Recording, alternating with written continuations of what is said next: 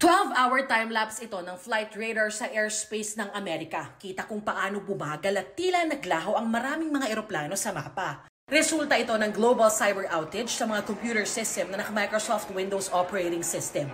Sakit ng ulo rin niya ng mga pasahero sa Ninoy Aquino International Airport, pati sa Mactan Cebu International Airport dahil halos naparalisa ang sistema sa mga paliparan kagabi. Ngayong araw, malaki na ang iniluwag ng check-in counter sa NAIA Terminal 3. Bagamat may pila pa rin at may ibang stranded na pasaherong nagpalipas ng magdamag sa terminal dahil sa mga flight nilang nakansela. Last February pa, nakaplan na to eh. Tapos biglaan na lang mangyayari. Pero ang for me, walang dapat sisihin, frustrated lang. Bakasyon kasi yung amin, ang kanila stress. Ayon kay General Manager Eric Ines ng Manila International Airport Authority, patuloy raw na inaayos ng airlines ang kanilang operasyon sa Terminals 2 at 3. Ito na raw ang pinakamalalang cyber-related issue na nakaapekto sa airport operations ng bansa. Agad din naman daw silang tumulong para asikasuhin ang mga stranded na pasahero. Yung medical team natin nag-deploy na agad-agad yun kasi syempre sa dami ng tao na stranded, syempre iinit din yung aircon at sa dami ng tao doon, nagpadala na rin kami ng malasakit kits may tubig. Nag-mobilize din kami ng konting tao na po pwedeng tumulong pag-manage ng mga queue at traffic sa labas ng Terminal 3. Paalala ng MIAA para di maipunan ng mga pasahero sa NAIA, maghintay muna sila ng abiso ng kanilang flight galing sa kanilang airline.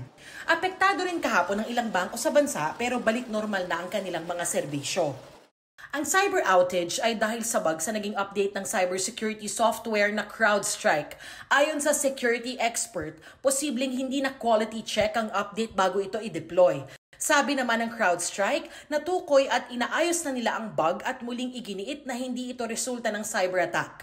Gumawa na raw sila ng technical overview sa nangyari. Pero tingin ng isang cybersecurity agency, posibleng tumagal pa ang recovery mula sa tech outage. Ayon sa data analyst at technologist na si Dominic Ligot, bukod sa hindi ito cyber attack, malabo rin daw na nagkaroon ng data leak. Kaya dapat daw mas paghandaan ng mga kumpanya ang ganitong sitwasyon. Sakaling nagkaroon ng problem like even a hack or a glitch, meron ka dapat failover system na kunyari out of 100 computers, 15 tinamaan, meron ka pang extra 50 na pwede mong magamit. So every company should be looking at that. Pagtitiyak ng Department of Information and Communications Technology, hindi na kompromiso ang government websites at database. Na pag naka-experience sila ng ganun, huwag na nilang i-force reset.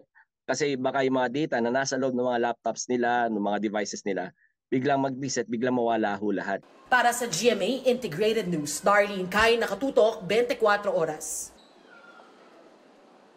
Mga kapuso, patuloy na tumutok sa mga balita, mag-subscribe sa GMA Integrated News sa YouTube.